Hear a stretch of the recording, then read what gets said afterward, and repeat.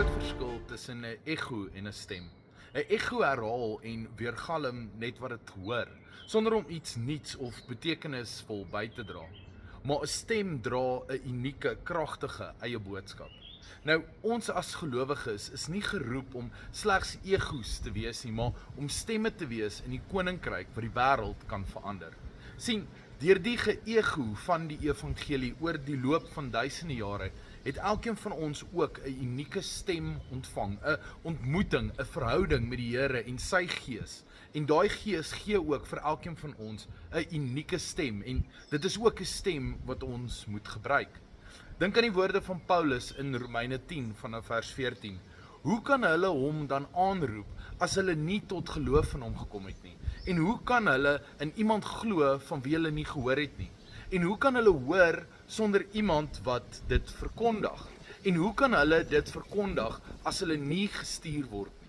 Soos daar geskryf is, hoe lieflik is die voetstappe van diegene wat die goeie boodskap verkondig. Nou, ons is daardie gestuurdes, geroep om 'n stem in hierdie wêreld te wees. Dink ook aan Johannes die Doper, die stem wat roep in die woestyn. Hy was nie 'n ego van die wêreld se verwagtinge nie, maar 'n kragtige stem wat die mense gehoor het, 'n stem wat die pad vir die Here voorberei het.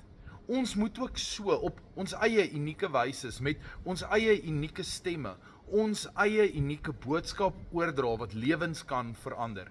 Jy is waar jy is vir 'n rede. God het altyd 'n plan, en dalk kan net jy, soos jy is, waar jy is, die evangelie uitleef soos net jy kan en harte aanraak.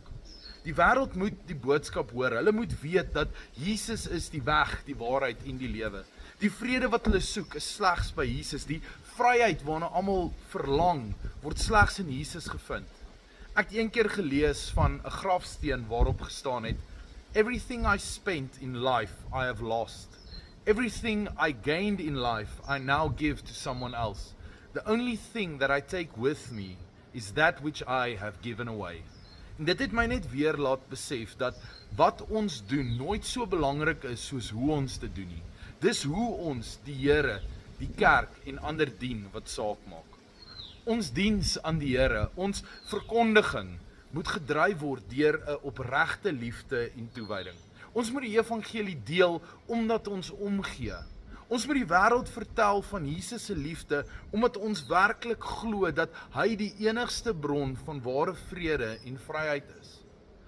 Ons moet 'n stem wees wat die boodskap van redding en hoop verkondig, ongeag die uitdagings wat ons dalk in die gesig mag staar.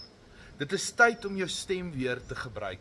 Maak nie saak waar in die wêreld jy is nie, waar jy sit en hierdie boodskap luister nie. Kom ons wees braaf en duidelik in ons boodskap dat Christus is die een.